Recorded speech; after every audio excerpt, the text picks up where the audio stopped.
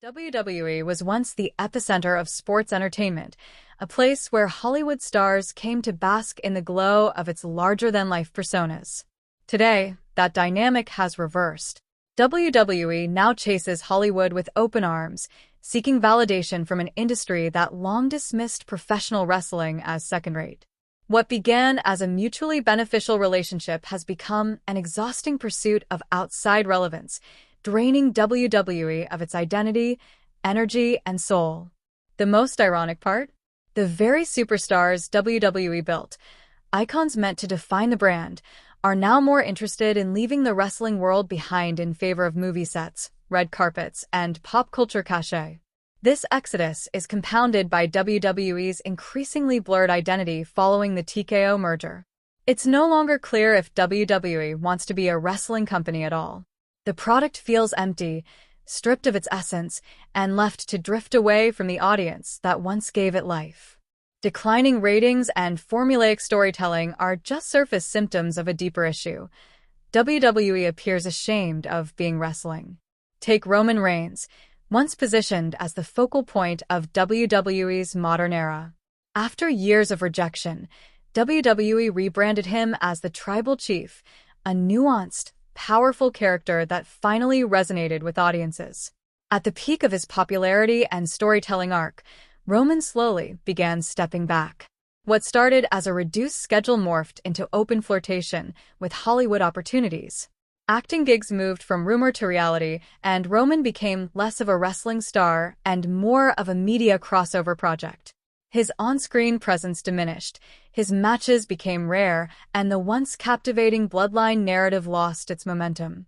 WWE had constructed an empire around a man who clearly saw his long-term future elsewhere. This isn't just about Roman. His withdrawal represents a systemic problem. When your top star is halfway out the door, it doesn't just harm one storyline, it weakens the entire foundation. John Cena laid the groundwork for this shift. After dominating WWE for over a decade, Cena's gradual transition to Hollywood was carefully planned. Unlike The Rock, who left more abruptly, Cena began his Hollywood pivot slowly, maintaining part-time appearances before becoming a marketing prop who only shows up when there's a movie to promote or a ratings dip to fix. Cena was once the loyal constant, the company's backbone. Now, his sporadic returns feel more promotional than purposeful. His legacy is no longer defined by storytelling, it's driven by corporate convenience. This has become WWE's defining trait. Stories now serve the brand, not the audience. The Rock's recent involvement makes this problem even more glaring. Once the embodiment of charisma, he now appears only when there's a business opportunity.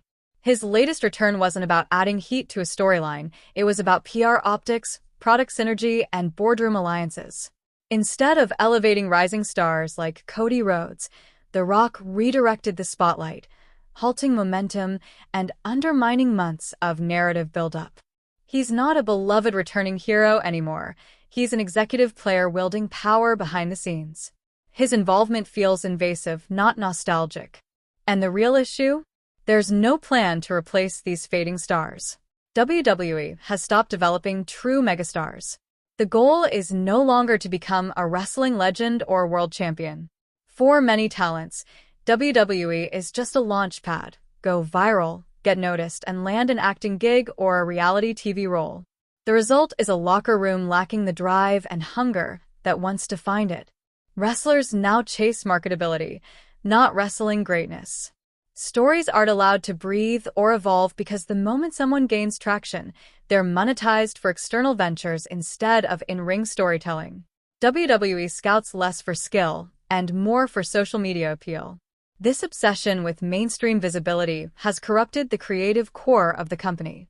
Episodes are crafted with TikTok and Twitter in mind, not the fans in the seats.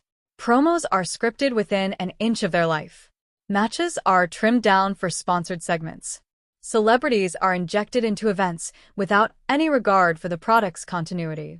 When guest stars like Logan Paul or Bad Bunny outperform full-time talent at major pay-per-views, it doesn't elevate the product, it exposes its flaws. WWE doesn't reward in-ring mastery anymore. It rewards relevance and alignment with trending markets. Even the look and feel of WWE has transformed beyond recognition. The gritty realism that once made it feel alive has been replaced by LED screens, augmented reality graphics, and cinematic shots that make it look more like a halftime show than a wrestling event. This polished, sanitized presentation isn't meant to thrill passionate fans. It's built to dazzle executives and attract brand partnerships. In doing so, the company has lost its pulse. WWE is no longer raw, it's sterile. All of this stems from the corporate overhaul under TKO, the merger that combined WWE and UFC into a profit-first entertainment conglomerate. It's no longer about storytelling logic or fan engagement. Every creative choice is now filtered through the lens of boardroom priorities and shareholder interests. The effects are clear. Branding is homogenized, talent is commodified, and global expansion is prioritized over satisfying the domestic base that built the brand. WWE is being monetized piece by piece, reduced to a content machine optimized for algorithms. Wrestlers today feel it, too. Many are creatively stifled, booked inconsistently, and denied the space to evolve. Character arcs are dropped without resolution. Long-term storytelling has become rare. Performers who once bled for the business now clock in and clock out, disillusioned and disconnected. Some ask for their releases. Others simply disappear once their contracts expire. Fan attendance is slipping, ratings continue their decline, and pay-per-view events feel less like epic climaxes and more like metric-driven showcases. Even merchandise has become a numbers game, with endless cross-brand collaborations few fans asked for. WWE has become hollow. It's a shell of what it once was, wearing the mask of a wrestling company but functioning like a corporate streaming brand. Even the fans are being reshaped. Longtime viewers who once cared about storytelling, character arcs, and emotional stakes are being replaced by audiences trained to cheer for Instagram moments and celebrity appearances. The soul of wrestling, the belief, the emotional investment, is vanishing. In its place is strategy, commerce, and optics. Events that used to matter are now sold to the highest bidder. International shows in Saudi Arabia, Germany, and Australia are booked not to resolve feuds but to satisfy foreign investors. Titles are shuffled without build-up. Characters are repurposed to accommodate who's flying in that week. Fans who attend these stadium shows aren't reacting to arcs, they're responding to cue cards. This globalization may make money, but it's eroding the essence of what made WWE an American cultural staple. It no longer feels like an evolving drama. It feels like a corporate roadshow, built to impress sponsors and governments rather than dedicated fans. The WWE name may live on, but the spirit of wrestling within it is fading fast.